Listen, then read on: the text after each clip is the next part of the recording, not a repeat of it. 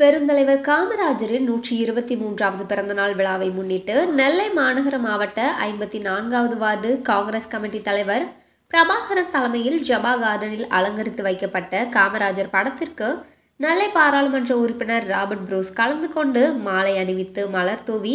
மரியாதை செய்து பொதுமக்களுக்கு இனிப்புகளை வழங்கினார். இதில் 54வது வார்டு துணைத் தலைவர் செல்வம், 41வது வார்டு தலைவர் பாக்கியராஜ், மாநில பொதுக்குழு உறுப்பினர் கவி பாண்டியன், நாங்குநேரி தொகுதி பொறுப்பாளர் சசி,